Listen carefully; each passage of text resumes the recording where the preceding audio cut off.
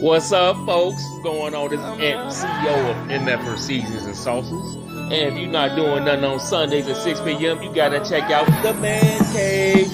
I approve this message, and I'm on my way. Check them out every Sunday, 6 p.m. The Man Cave. Yeah.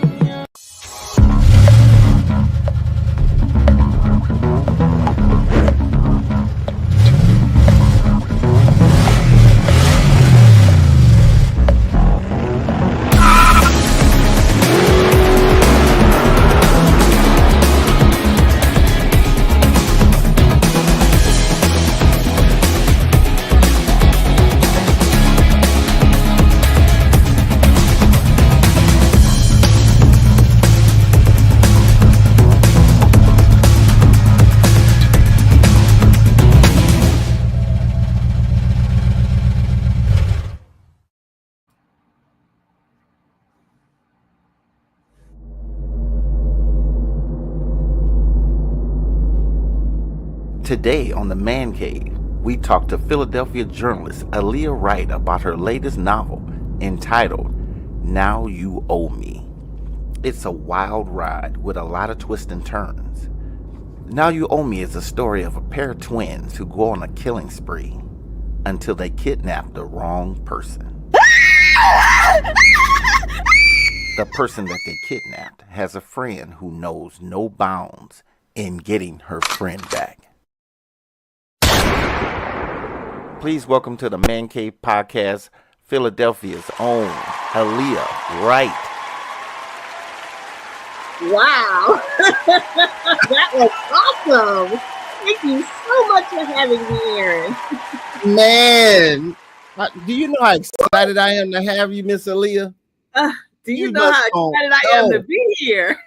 Welcome to the Man Cave, where we give our opinion on just about everything. Today, folks, we got a special show for you guys because on the show today is not only one of my good friends, not only one of my fellow co-workers, former co-worker, not only is she an author, mom, soon to be married up to her boo, but she is one of the best people that I know in this entire world.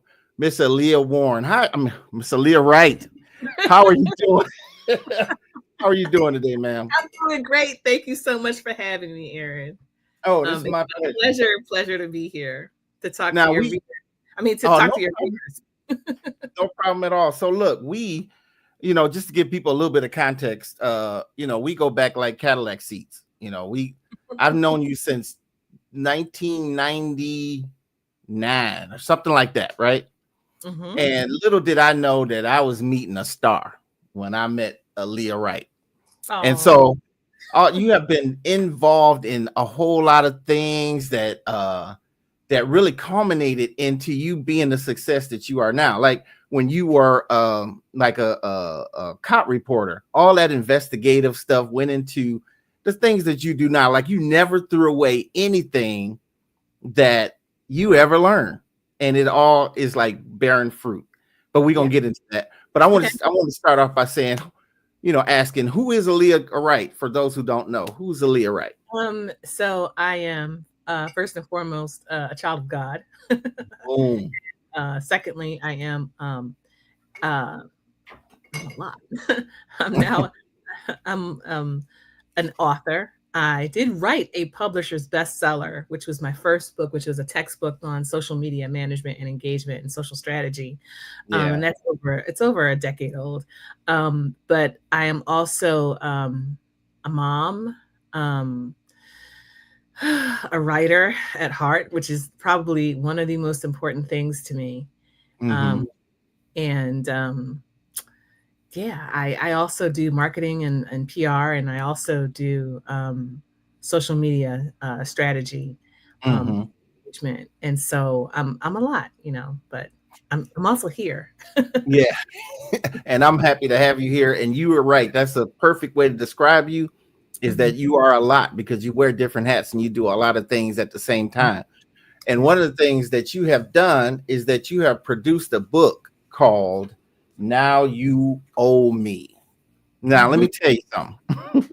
When I picked this book up and I started reading it, I had a Bible teacher that told me you could tell a lot about a book just by going through the glossary and the chapter names and all of that stuff. But one thing I saw that was really telling is that you have a whole page here, and I don't know if they can see it, but because of the light, and it says, "For women who die at the hands of men."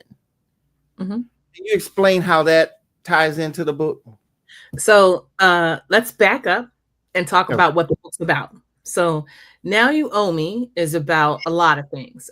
There's a lot of themes that run through it. So love, hate, betrayal, revenge, and dedication and control. And it's also about the issues surrounding American culture and how people treat each other based on a lot of factors, not just based on their relationships to one another and not just race, but also to their perceptions of how people are perceived based on looks. And we'll talk about that a little bit later too. But Now You Owe Me is about these twins, Ben and Corinthia, who, and we start with their origin story. They are 7 years old when we meet them. And they witness a murder. And when they witness this murder in the very first chapter, it sets them on a trajectory of a spiral downward. And so they spend the bulk of their early 20s kidnapping and murdering young college co-eds in this sleepy Pennsylvania town it's called Laurel Valley, but it's actually sandwiched between Philadelphia and Harrisburg. And I used to be in Harrisburg early in my career, and I actually love it up there.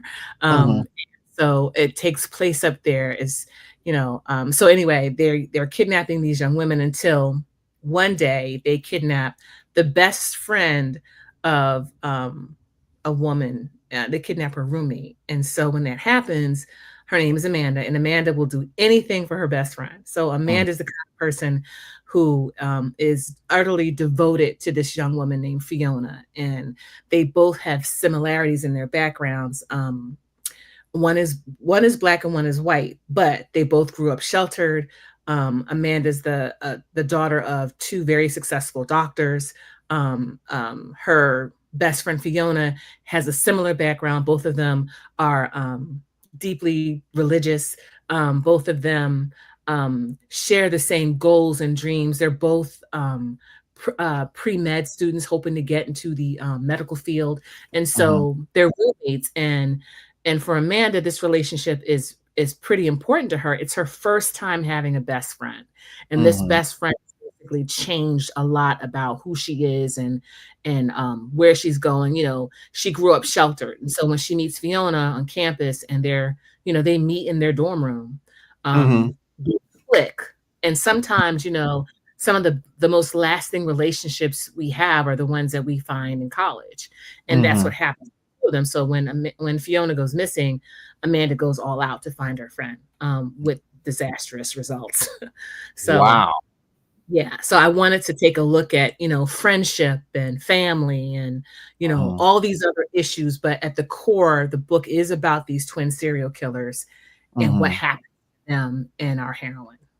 Wow. See, and that's the setting that I didn't expect when I opened it up. It's like, okay. And then any book that you read, you're trying to figure out where this person is going because everything is kind of like a triangular thing. Anything in your mind is you're trying to figure it out. And then you start reading and you get to the specific things. And I like the way you weave that in. And so I knew we were going to get into what the book was about, but you have, one of the things you just spoke about is that a lot of the characters are religious. And inside the book, you have scripture scattered throughout. What was your mind thinking? So for me, I am a woman of faith. I pray regularly, and I go to church on a regular basis. And that was my background growing up, and it's been my raison d'etre. I don't know how you say it, but it's one of the things that's essential about me to know about me. So when I was writing this book, there's two two reasons why their religion is a part of this book. So there's scripture throughout the book, mostly at not all the chapter headings, but at the different sections of the book.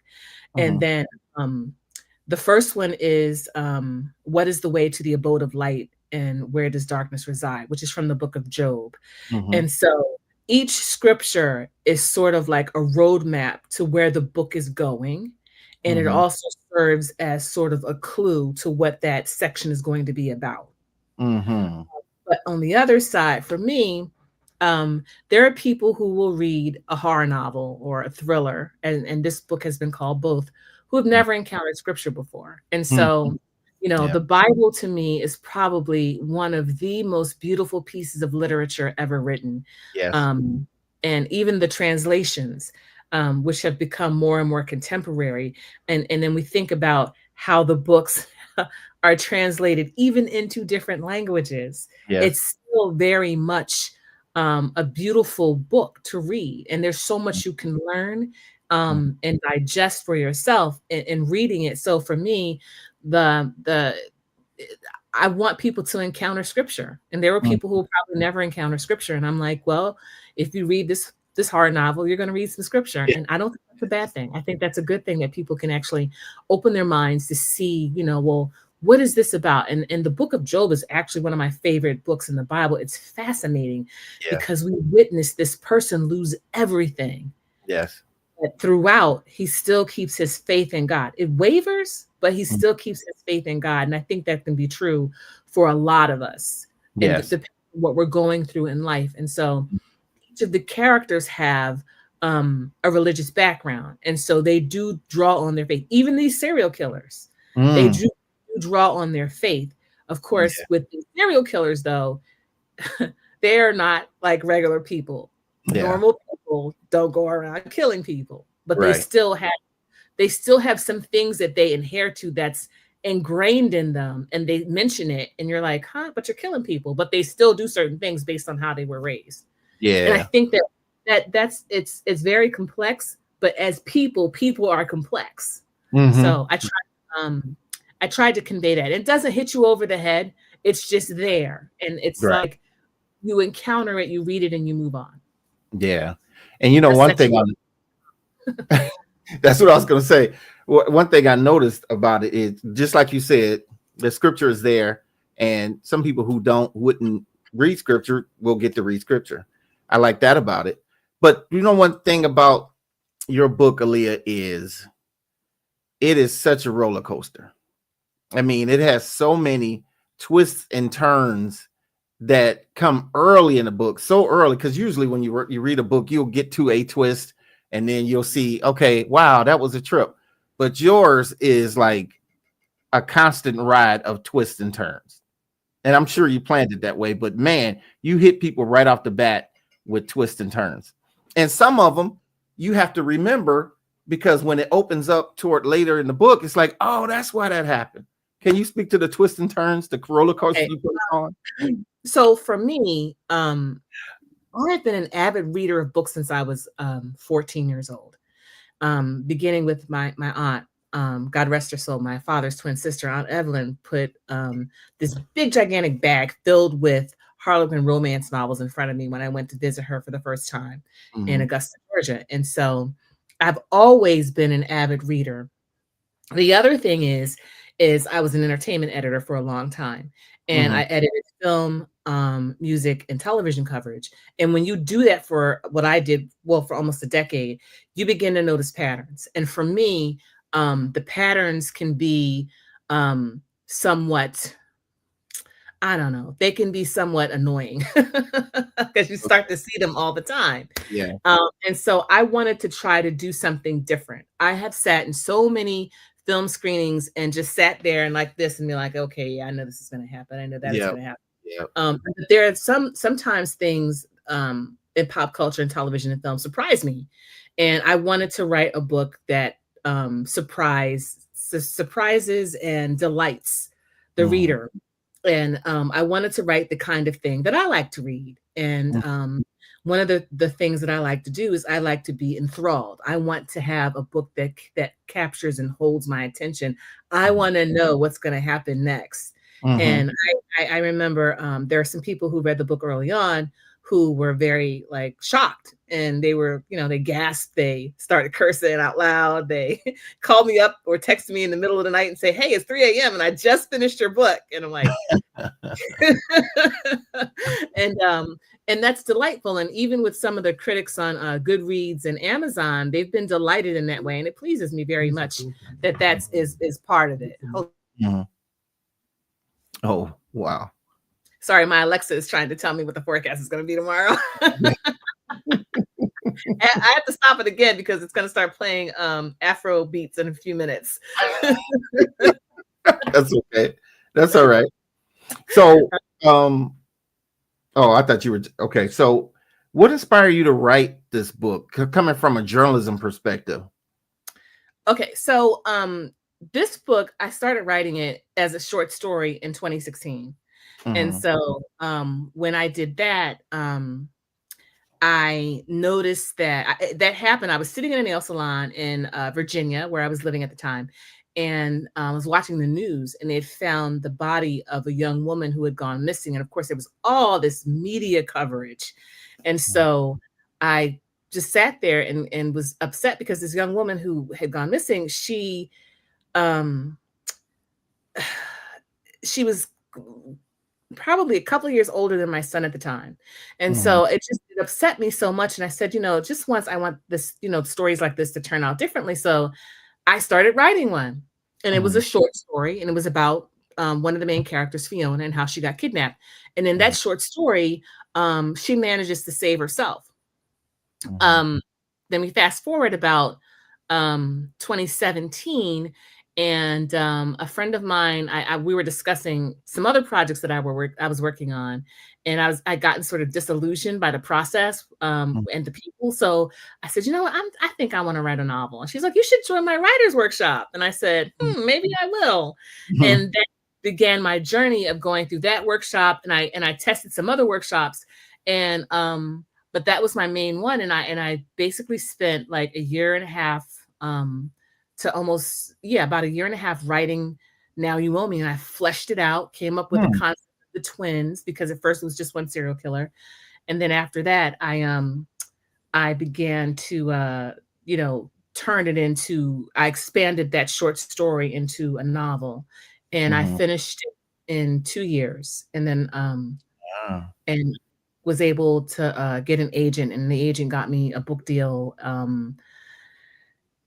in like 2019, and then the end of 2019, no, not in 2019. He signed me as a client in 2019, and then I got, I waited like maybe, it was probably 2 years. The pandemic struck, so everything like slowed down, and so we still had a lot of interest, but I finally was able to get Red Hen Press. Shout out to Red Hen Press. Give me a deal on a book deal, and so they're my publisher, and the book is out there for people now. And it's been wonderful. It's been a wonderful ride. No lie. Yeah, I can imagine. It came out in September, right? Yes. And it is published through Red Hen Press. So let me say this. I'm almost done with the book. I'm almost done. And I can see a cliffhanger coming because of all of the other twists and turns that had happened previously in the book. So if I get to the end and it is indicative of the wild ride I just read, it's going to beg of a sequel. Am I too early in asking about that? You're not. I am almost done with the sequel. In fact, I've been editing it over this holiday season. It's a lot, because book 2 is slightly longer than book 1. But it resolves everything. So all the things that happen at the end of the book, I'm wrapping them all up in a nice, neat little bow in book 2. Okay. And I also actually started working on book 3 too. So really, book 3? Yeah, there's a book 3. Wow. Yeah, and I'm really excited about that too. And then I have some other things on my to-do list.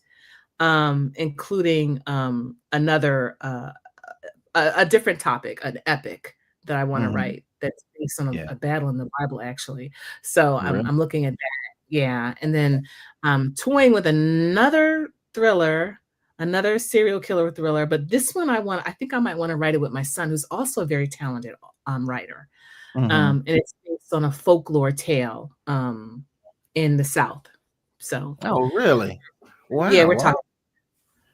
Okay. Well, that is great coming from you, because that young man that you're going to be working with, I remember babysitting him. But so that was so long ago. Right. You look so young. You look so young still. we were all young. So let me ask you this. You do such a good job of presenting the voice and the thinking of a serial killer. Like, how did you get yourself in that mode to actually speak and think like a serial killer? Did you like, okay, let me go ahead and kill somebody and see how? No, I'm just kidding. But no people were harmed in the writing of this book. There were some people I wanted to kill at one point, but God wouldn't let me do that. So did you? For that.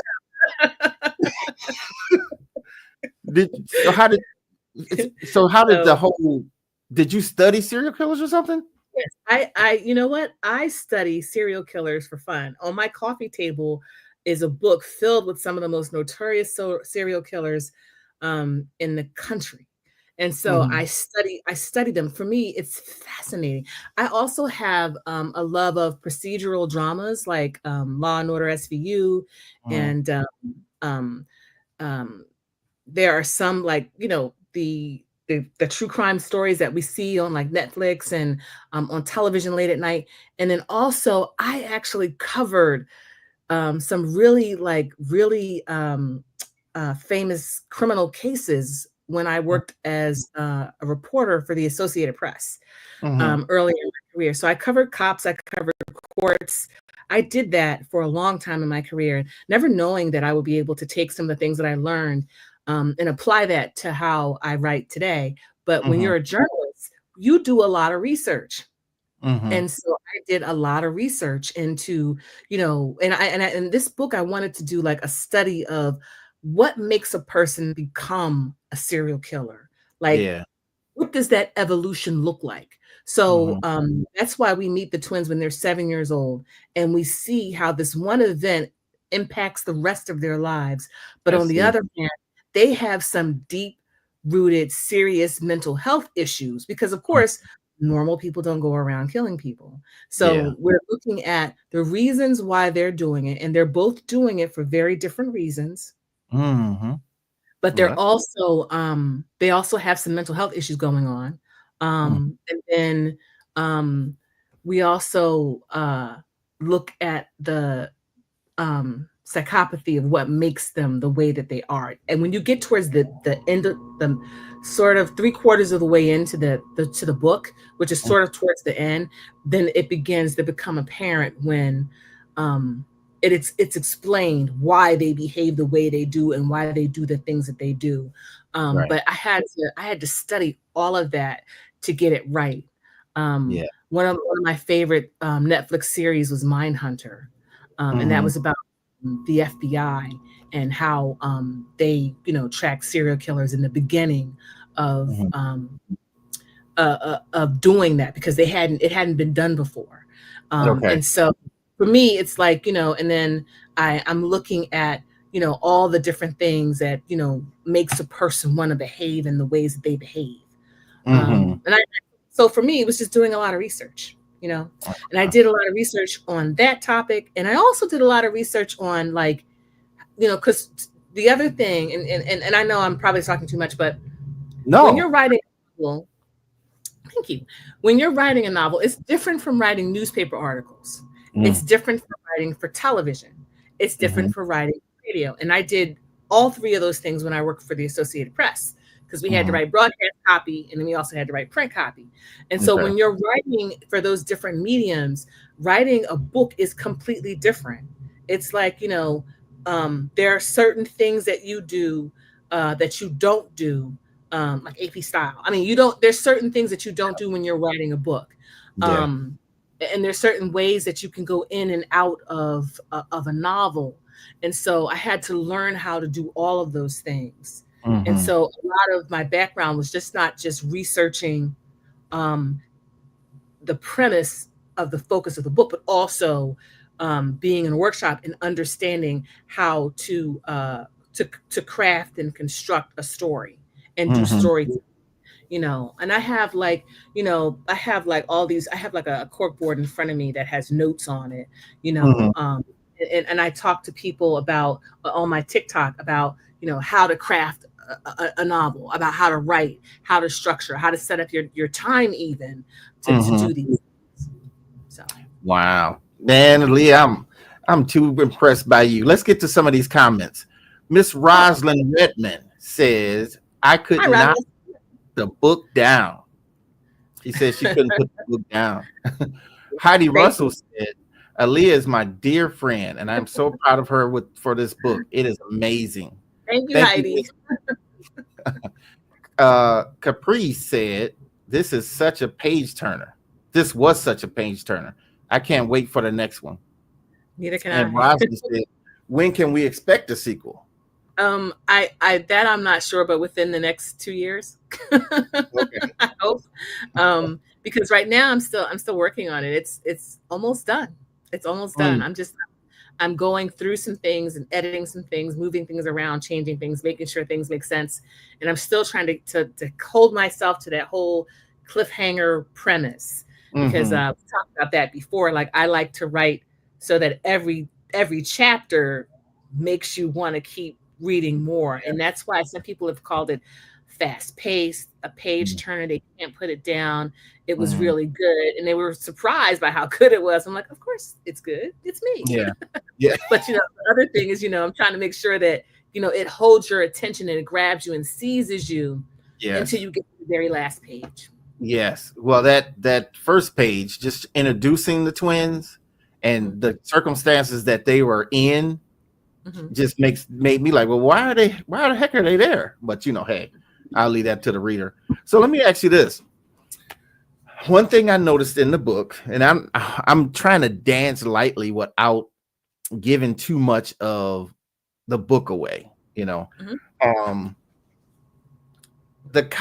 elude capture a lot. Yeah. And it's like, how do you not? Okay, sometimes when people do crime, they tend to give themselves away, or they look kind of suspicious, or ABC, whatever the case may be. But these people, these twins, eluded capture a lot. And there's a specific reason that you did it this way. Can you speak to that? Oh, so one of the things that, and I've discussed this with my editor at first. And it's something, I don't know, when I was writing the book, a lot of the things that people point out to me now, I'm like, I hadn't considered that. But it's just something that happened over the course of me writing this novel. And one of those things is called the halo effect.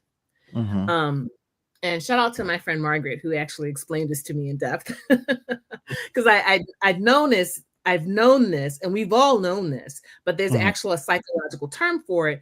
And it's also called like physical attractiveness stereotype. So the twins are beautiful. They have long blonde hair, blue eyes. They're very attractive, and they're very charming. And so when you think of something that's dangerous, you don't normally think of something that's pretty or beautiful as being dangerous. So they're able to hide in plain sight. The other thing is they don't venture out a lot. Only one of them goes out and does all these things. And when the police are beginning to look for a suspect in this case, they're looking for a man. They're not looking for a woman. The other thing, too, is that there are very, very, very few female serial killers. We've seen them over the years, but very few are female. And so this book, it takes a look as, because Corinthia is basically the executioner. And so she's the person that's actually doing most of the killing. So when we're talking about how they're able to evade police, it's because they're looking for a man initially, and they're not thinking that there's more than one person doing this. Up until the point where they kidnap Fiona, they don't have any survivors, so they don't know what to work on. They're only working on they're working on whatever the evidence is that's presented to them. So, we make these erroneous assumptions, though, based on people by the way that they look and also by gender. Yes. And that's one of the reasons why they're able to evade the police for as long as they do, up to a certain point. I see. Okay. One of my good friends, EW, says, does reading those type of books impact your sleep or trust of people? Because she said she'd be side-eyeing everybody. I side-eye everybody anyway. I sleep well at night. But yeah, I mean, that's a good question. To be honest with you, I don't know. I'm studying. As a journalist, we're always taught to be students of the human condition. It's how we're able to convey information, massive amounts of information, repeatedly over and over again to people, because we're actually looking at people and we're analyzing the things that they tell us. Yes. And we know how to ask questions in specific ways to get the kinds of information we want. And so we're students of human nature. There are some journalists who will tell you, if I got a gotcha question, I'm going to wait until the very last minute to ask it. I'm not going to ask you halfway through my interview, so you get up and take off microphones and stomp out of the interview, like I've seen some journalists do on television with people they're talking to. You're going to ask that celebrity, that hard hitting question. You wait until you're at the end. That's the last question you ask. I mean, there's certain ways in terms of how we get and ferret out information. Yeah. And I hope you answered EW's question. I think she's in a I don't want to give her job away, but that question is indicative of what she does. Okay. So in the 2 years that it took to write this book, you had a pandemic happen in the middle of it. A whole bunch of things are going on, and you shared with us that was one serial killer. You split into two, so the story was fleshing out as well as being filled in. What was possibly the hardest part in producing this book for you? The hardest part now is the marketing and getting people to want to read it and leave me reviews on Amazon. Please leave me reviews on Amazon. I'd appreciate that. It helps to move the needle of the book sales. Right. Thank you. Shameless plug there. But the hardest part of this was just waiting to get a book deal. I mean, I knew it was good. My agent had faith in me, and I pretty much figured out that this was something that people would want to read, and I just being patient and I think that that's the hardest thing for any endeavor that you have, whether it's your own business, whether it's writing a book, whether it's waiting for a baby to be born. You have to have patience. Yeah. Nothing worth having comes easy. And so, patience is truly a virtue, because sometimes we have to wait for the things that we pray for. And sometimes we have to be grateful when we get those things. But for me, I think being patient it's the thing I struggle with now still, because there's even more things that I want related to this book and related to other things in life. But I can be patient because it's worth it. It's worth the wait. I understand that. So a lot of the perhaps one of the things that is probably will flush out of this book is probably a movie. I can see this being a movie. Well, I can see this entirely, because when you read a book and you're visualizing in your mind, the book is always better. But I can see this easily going to a film. Has there been any film talk? Yes, there has. So my agent is very, very good. And he is actually he handles all the film acquisitions for the literary agency that I'm represented by.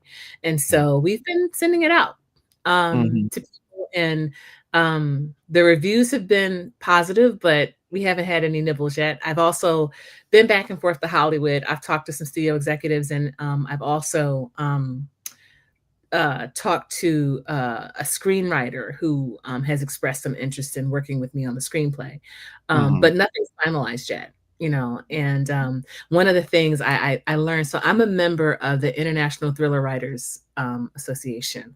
And I was there at their conference in 2023. I didn't go this year, but while I was there, I attended a bunch of different sessions, and R.L. Stine, who writes Goosebumps, was pointing out how Maurice Sendak, who wrote Where the Wild Things Are, his book wasn't turned into a movie until decades and decades after the book had been published.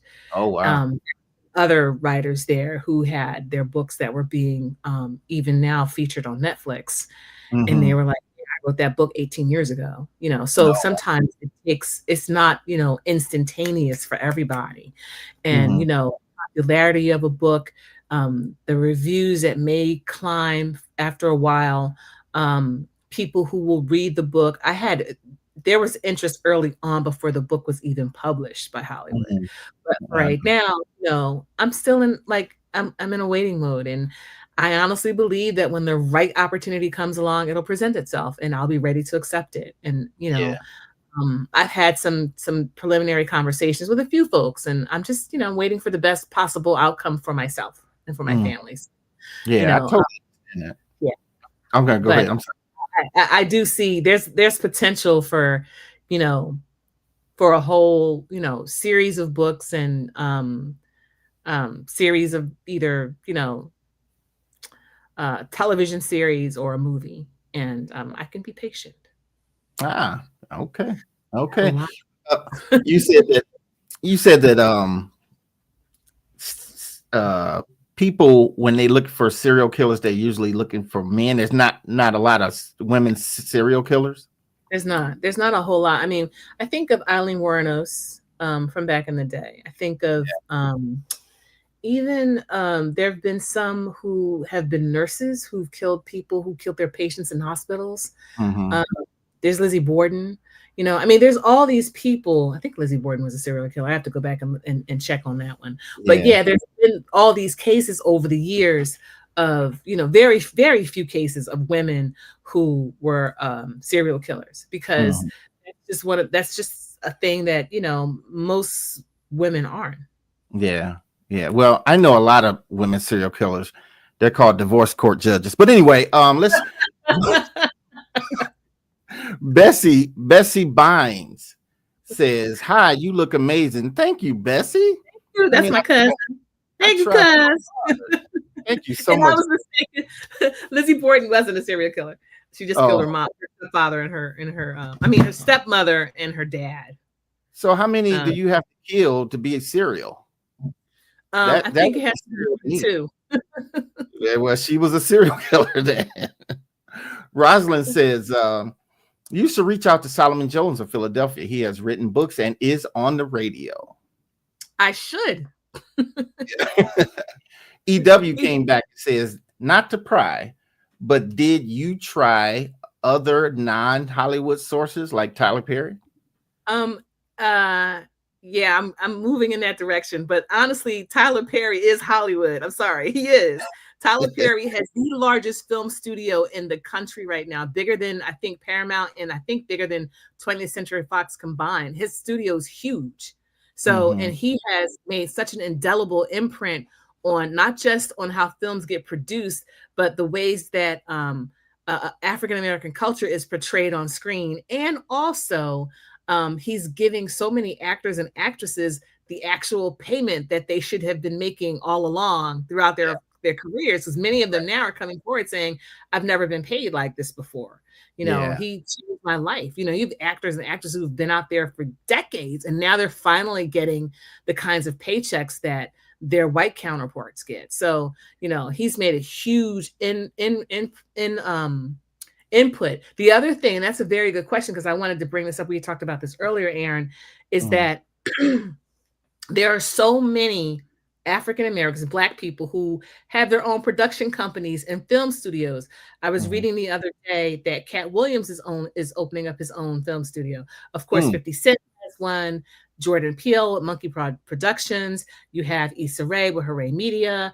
You have all these other stars, huge film stars that have their own production companies, and they all need good stories like mine to turn into, to turn into TV shows and to turn into film. So, I'm hopeful. I'm not just looking, and we tend to say, it's all hot. To me, it's all Hollywood because they're all they got to bring in those stars to bring in that money, to make that, to do all the movie magic that happens. So yeah, it's not just the mainstream, not at all. But yeah, we're looking into all of that. So let's one basket. So let's tell people how to get this book, because you will be amazed.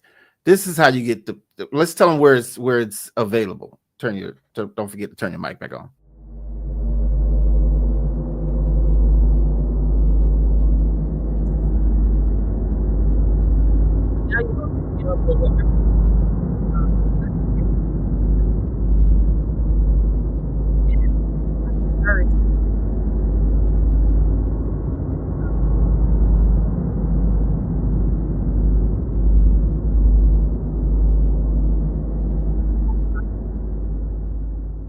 Available wherever books are sold.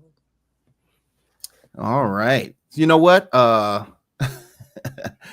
think my sound was a little too much for your mic. So I heard myself well, but I can repeat it. So if you could flash that Get It at Bookstores like in the comments, I'd appreciate it because I can't actually access the comments from here. Okay.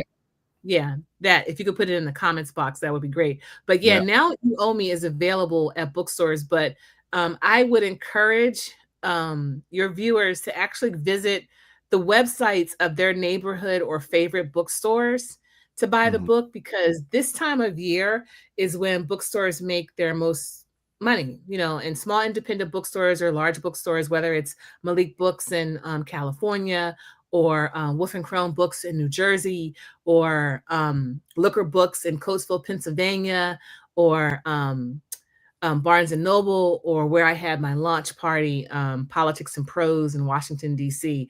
Those bookstores are the lifeblood of how people actually read.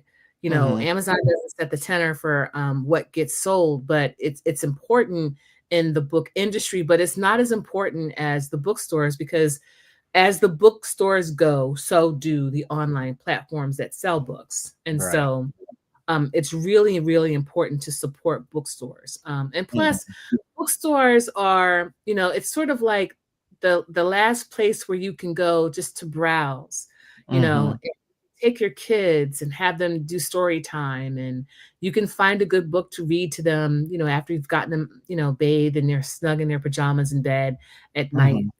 It's not all about having a book that you can read on your e-reader, but having a physical book, especially when you're talking about kids and they're at that stage where they're actually able to turn the pages and look at the pictures and all that other stuff.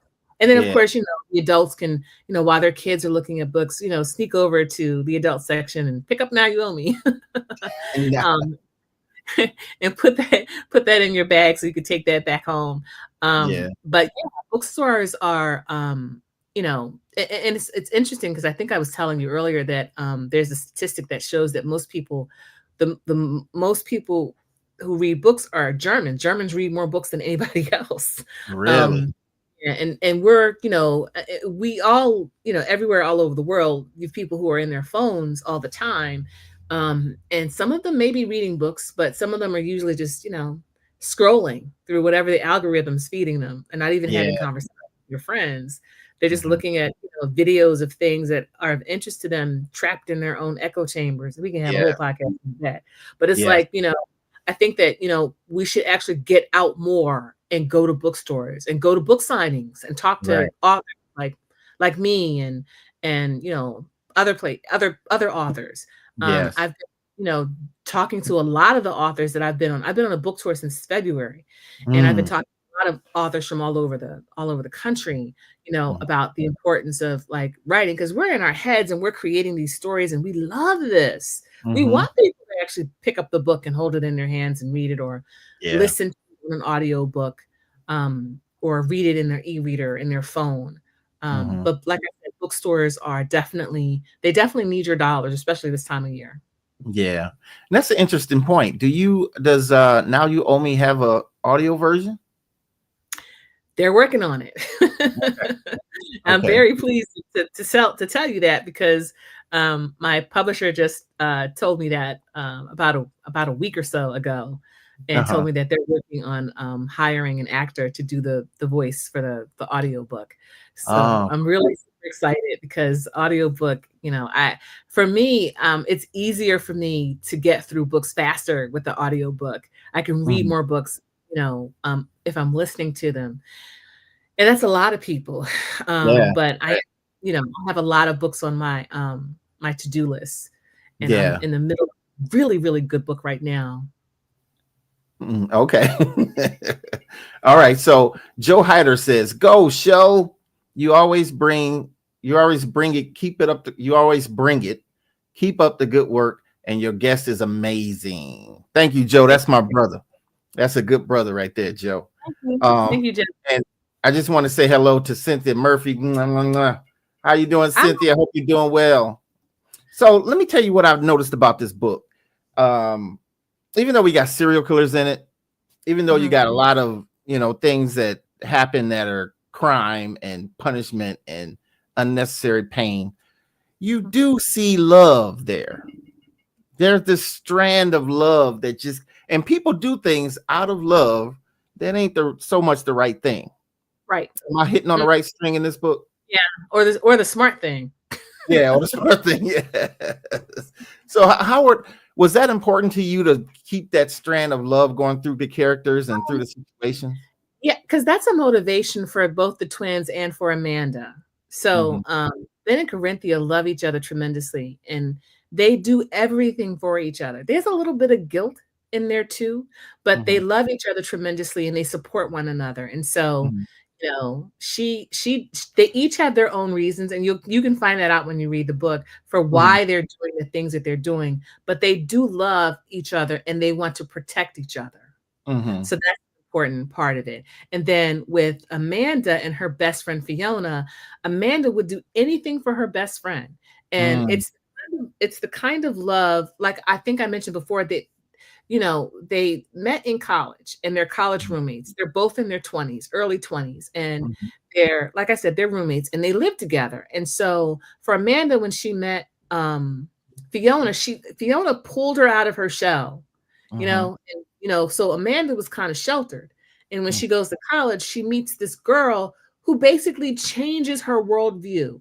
And she begins to depend on Fiona for a lot. She knows that this girl is going to be her best friend for the rest of her life. And so for her, when she goes missing, there's a part of her who feels guilty because the night that Fiona goes missing from a corner bar where all the college kids frequent. And so it's Halloween. And so she goes missing on Halloween. And the night that she goes to go out, she begs Amanda to go with her. And Amanda says, "No, I got to study. I got to do stuff. Plus, I'm working later, so I will see you." And she worked at the local eatery cafe where all the kids would go after they leave the club. So she says, "Well, I'll just see you. I'll see you after everybody's, leaving the club anyway, because I'll be working where y'all all going to show up." So she's like, "Okay." But what happens is Fiona never makes it. And Amanda just goes back to their apartment, to their dorm room, and she's not thinking about anything except well, maybe she's still out partying with her friends. It's Halloween, that kind of thing. They're in college, they're young, and so it isn't until the next day when she begins to get worried because Fiona never makes it home. So for her, she harbors a lot of guilt because she's like, well, if only I'd gone with her, The other thing is this is my best friend. Like, what are you cops doing? How are you going to find her? So she pesters the police, she pesters the FBI. And so this is the basis for what she does. So Amanda, on the cover of the book, you see Amanda, you know, looking like she's like in like, yeah, she's standing at this like stand of trees, and she's looking at a figure in the distance. So I should hold up the new cover. Oh, this is not the new cover? That's the old cover. Is it? Do I have the new cover with me? Oh, I don't know if I have the new cover with me. Wait, I do. I have it. I always got this around me somewhere. This is the new cover. You probably can't see it because I'm like, yeah, the background is bleeding. Maybe, yeah. I don't know. You can't see it. It's blocking out everything that you try to do. Oh, there we go. Okay. Okay. Oh, I see. Amanda with a little afro. So she's looking at Ben. And so one of the things, one of my friends was like, you know, black girl, she ain't going through the woods for nobody. Yeah, that's true. And you know, because it's good that she already has an afro, because that moisture in the air would make whatever afro. Ah, there goes. So, but Amanda takes a lot of chances. Yes. She does a lot of things that most people wouldn't do. I was talking to someone. I did a book signing at one of my favorite bookstores in the DC area called Busboys and Poets. I wrote a little bit of Now You Owe Me in there. And I wrote a lot of my first book in there. And when I was in there for the book signing, I think it was last month. Because it's December now. So when I was there and I was talking about, you know, how Amanda takes a lot of chances that most people won't take. She's doing a lot of stuff. She's doing the most, as they say. You know, she's the kind of person who will, you know, hear a noise in the basement and go down in the basement. And, you know, even if she hears like screaming, you know, from the basement, Aliah ain't going in the basement if she hears screaming. She going outside, she gonna call the police. But Amanda's like, what's that noise? Right. Let me go and look and see what that noise is. You know, so she's that kind of person where she's fearless and she doesn't think about what could happen. She just takes action. And you know, that's to her detriment towards the end of the book, because we see that she goes through some really traumatic stuff. But you know, she's that kind of person where she absolutely loves her best friend and she would do anything for her, including putting her own life in jeopardy. And you can clearly tell that as well, because one of the things that I like about this book is setting me up for a cliffhanger, because I'm not at the end, but I'm close to the end, and one of my questions is, okay, something's about to go down with this Amanda girl, but I don't know what it is yet. So that's the thing that's intriguing to me. Yeah. So, and that's the thing, you have to get to the end of the book. Oh, okay. And that way, when you get to the end of the book, then you'll see exactly what I'm talking about. Because it's like, you know, I want you to understand that, you know, Amanda, she's fearless. She doesn't think twice about, you know, anything. She's like, you know, I'm going to go save my friend. I'm going to do what I need to do. And yeah, maybe I should wait, you know, and see how it shakes out. But at the end of the day, you know, I'm just going to go down there and do what I got to do. Wow. Then that's the love of friends that I'm talking about, because she does that for a friend. Yeah. Because if I meet somebody in college, and even if they bought me a new house, if they got kidnapped, I'm like, dang. But I'm gonna enjoy that house. I ain't leaving. I ain't going to get them. That's it. You just kidnapped. But EW says, I'm so excited for you, praying you great things, books, movies, TV series, or streaming. Whatever this book takes you, she is so. Thanks for your prayers. I appreciate it. Thank you so much, EW. I appreciate it, because I would love to be able to make that leap, because these characters, I mean, they keep me up at night. Explain that. How does the characters keep you up at night? Because I mean, you know, I struggled a lot with, you know, whether or not to kill them off. Really? I do. You know, and then there's some that I like more than others. Oh, okay. But I will say Amanda's my favorite. Yeah, because Amanda's fearless, and that's, I mean, you kind of see that early on, and I'm glad that she's in there because this is like this part about the twins. You go exhaustively about the twins, and then you introduce Amanda, and then you go exhaustively about Amanda, and that part is very I like that balance. I like that balance. So what's next for Miss Aliah Wright? I know you said books, you sequels. How do you, okay, let me ask you this. How do you come away from it for a minute and just kind of be Aliah for a while? You know, it's been interesting because I have not been writing. I was writing sort of like in the beginning of the year up until this spring. And then I stopped because I had the wonderful opportunity to earn a certification in digital marketing strategy from Harvard Business School Online.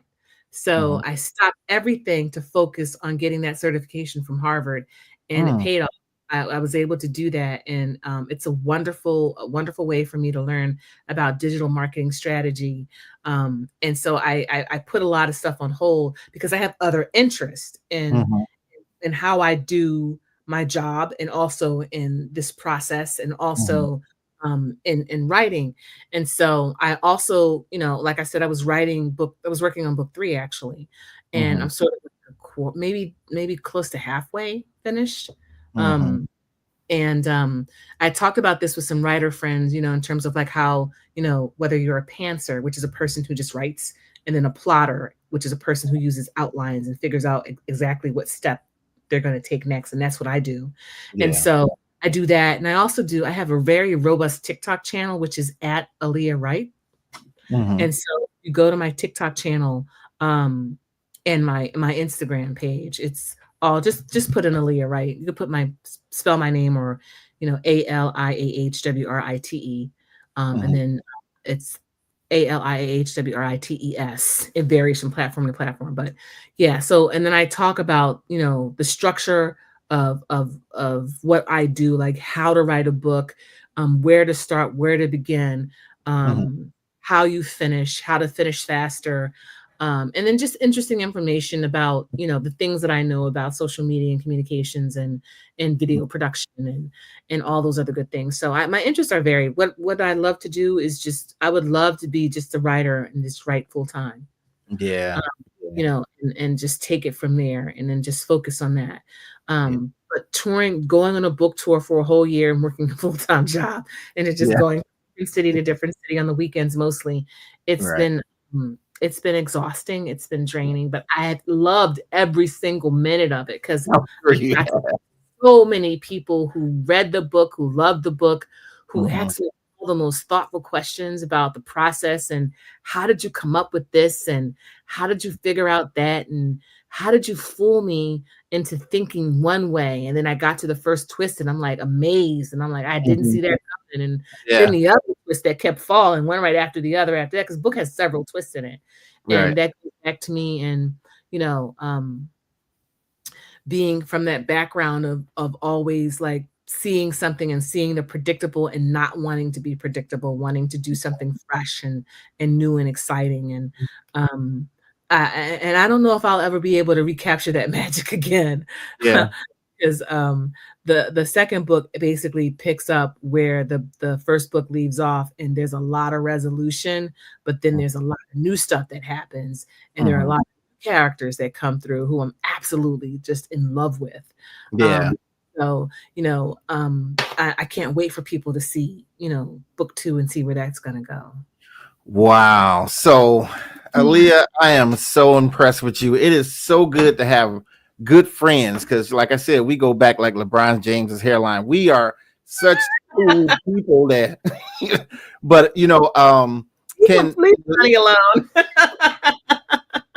In these last few minutes, tell people how they can connect with you. Okay, so you can follow me. I'm on virtually every platform. You can just put my name in, Aliah Wright. You can go to aliahwright.com, and that's my name.com. And at the very bottom of my website, there are all of my social handles. But actually, if you go to that QR code that's up there, that will take you to my social media. I just got on Blue Sky like a week ago, so I got to add that one. But I also am on Facebook and IG, and TikTok. I'm more on TikTok, I think, more than anything else. And then those are the 3 primary channels that I use a lot. I'm also on Threads, and I'm also on Twitter. I've been on Twitter for a while. I've got like 6,000 fans over there. Wow. Followers over there. And then I am, just using those channels to promote the book and to talk about, my evolution from journalist and writer and PR and marketing maven to author. And this is the role that I like the best. Thank you so much, Heidi. Cool. So thank you so much, Aliah, for coming on. This has been a great thing for me on several levels, just to catch up with you, see what you're doing, just to see my friends being successful. And I'm just happy to host a piece of your success. So, thank you. Man, thank you for coming on. Thank you for everybody who left a comment. Thank you for everybody for watching.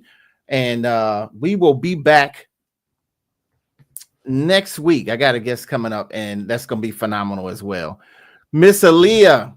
Can you play the trailer one more time? That was so cool. Okay, let's do this. We'll end with the Facebook trailer.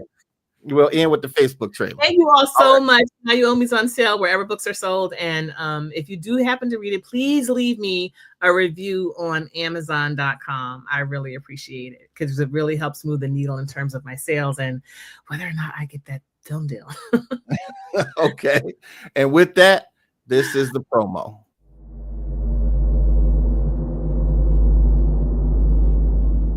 Today on The Man Cave, we talked to Philadelphia journalist Aliah Wright about her latest novel entitled Now You Owe Me. It's a wild ride with a lot of twists and turns. Now You Owe Me is a story of a pair of twins who go on a killing spree until they kidnap the wrong person. The person that they kidnapped has a friend who knows no bounds in getting her friend back. Please welcome to the Man Cave Podcast, Philadelphia's own Aliah Wright.